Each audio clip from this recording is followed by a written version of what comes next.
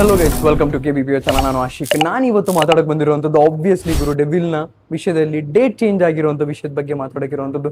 ತುಂಬಾ ಜನ ಒಂದು ಡೌಟಲ್ಲಿ ಇದ್ದಾರೆ, ಏನು ಗುರು ಡೇಟ್ ಚೇಂಜ್ ಆಗಿದೆ, ಯಾವ್ದು ವಿಷಯಕ್ಕಾಗಿರ್ಬೋದು, ಏನಕ್ಕೋಸ್ಕರ, ಏನಾದರೂ ಆಯ್ತಾ, ಇಲ್ಲ ಯಾವ್ದಕ್ಕೋಸ್ಕರ.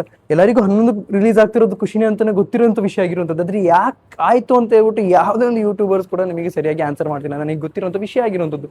ಸೊ ಇದ್ರದ್ದು ಏನು ರೀಸನ್ ಎಲ್ಲ ನಾನು ನಿಮಗೆ ಬಿಡ್ಸ್ ಹೇಳೋಕೊಟ್ಟಿದ್ದೀನಿ. ಸೊ ಈ ಪ್ರಮೋಷನ್ ವಿಷಯದಲ್ಲಿ ಡೇಟ್ನ ಅನೌನ್ಸ್ ಮಾಡುವಂಥದ್ದು ತುಂಬಾ ಮುಖ್ಯ ಆಗಿರುತ್ತೆ. ಅವಾಗ ಈ 12/12 ಅನ್ನೋದು ಏನು ಡೇಟ್ ಏನಿದೆ ಅದೊಂದು ಪ್ರಮೋಷನ್ ಒಂದು ಕ್ಯಾಟಗರಿಯಲ್ಲಿ ಬರುವಂಥದ್ದು. ಅಂದರೆ 12/12 ಅಂದರೆ ಮನುಷ್ಯರಿಗೆ ಅರ್ಥ ಆಗುತ್ತೆ, ಅಂದರೆ ಜನರಿಗೆ ಅರ್ಥ ಆಗುತ್ತೆ, ಜನತೆಗೆ ಅರ್ಥ ಆಗುತ್ತೆ. ಯಾಕೆ ಈ 12/12 ಅನ್ನೋದನ್ನ, ಈ ಡೆವಿಲ್ ಸಿನಿಮಾ 12/12ಗೆ 2000 ಅಂದರೆ ಡಿಸೆಂಬರಿಗೆ ರಿಲೀಸ್ ಆಗುತ್ತೆ, ಡಿಸೆಂಬರ್ 12ನೇ ತಾರೀಕು. ಈ 12/12/2025 ಅನ್ನೋದಕ್ಕೆ ಒಂದು ಮಜಾನೇ ಬೇರೆ. ಅದಕ್ಕೋಸ್ಕರ ಈ ಒಂದು ಪ್ರಮೋಷನ್ ಡೇಟ್ ಆಗಿರುವಂಥದ್ದು. ಯಾವಾಗ ನಮ್ಮ ಕನ್ನಡ ಸಿನಿಮಾಸ್ ಎಲ್ಲ ರಿಲೀಸ್ ಆಗುತ್ತೆ ಅಂತ ನೀವು ನೋಡಿದ್ರೆ ಗುರುವಾರನೇ ಆಗಿರುವಂಥದ್ದು. ಸಿಂಪಲ್ ಥಿಂಗ್ ಆಗಿರುವಂಥದ್ದು, ಆದರೂ ಕೂಡ ತುಂಬಾ ಯೋಚನೆ ಮಾಡುವಂಥದ್ದಿದೆ.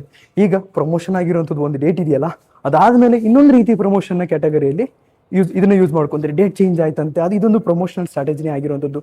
ಆದರೂ ಕೂಡ ನಾನು ನಿಮಗೆ ಹೇಳ್ತಾ ಇದ್ದೀನಿ, ಪ್ರಮೋಷನ್ ಅಲ್ದಲೇ ನಮ್ಮ ಕನ್ನಡ ಸಿನಿಮಾಸ್ ಯಾವತ್ತಿದ್ರೂ ಗುರುವಾರನೇ ರಿಲೀಸ್ ಆಗುವಂಥದ್ದು. ಸೊ ಇದರಲ್ಲಿ ಯಾವುದೊಂದು ಚೇಂಜಸ್ ಆಗಲ್ಲ. ಇದ್ರ ಬಗ್ಗೆ ಜಾಸ್ತಿ ತಲೆ ಕೆಡಿಸ್ಕೊಳ್ಳೋಕೆ ಹೋಗಬೇಡಿ.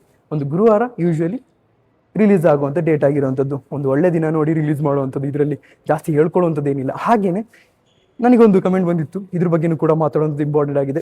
ಬರೀ ಡೇಟ್ ಬಗ್ಗೆ ಅಲ್ದಲೇ ಹೇಳೋದಾದರೆ ಈ ಒಂದು ವಿಷಯ ನಾನು ಮಾತಾಡ್ಕೊಳ್ಳೋದು ತುಂಬಾ ಇಂಪಾರ್ಟೆಂಟ್ ಆಗಿದೆ.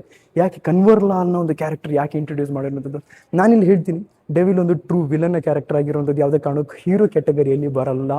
ಆಗಿರಬೇಕಾದ್ರೆ ನಾವು ಯಾವಾಗ್ಲೂ ನಮ್ಮ ಅಂಬರೀಷ್ ಅವ್ರನ್ನ ವಿಲನ್ ಆಗಿ ಕನ್ಸಿಡರ್ ಮಾಡ್ತಿದ್ವಿ ಅಲ್ವಾ.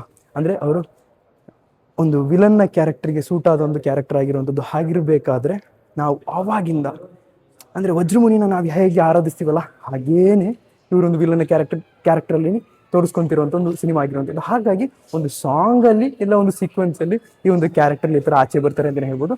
ಅದು ನಾಸ್ಟಾಲಜಿಕ್ ಮೂಮೆಂಟ್ ಆಗಿರುತ್ತೆ ಅಂತಲೇ ಹೇಳ್ಬೋದು. ನಿಮಗೇನು ಅನಿಸುತ್ತೆ ದಯವಿಟ್ಟು ಕಮೆಂಟ್ ಸೆಕ್ಷನ್ ತಿಳಿಸಿ. ಮನೆ ಕಮೆಂಟ್ಸ್ ಇದೆ ಗುರು, ಅದ್ರದ್ದೆಲ್ಲ ನೆಕ್ಸ್ಟ್ ವಿಡಿಯೋದಲ್ಲೇ ನಾನು ಹೇಳೋಕ್ಕಾಗುವಂಥದ್ದು.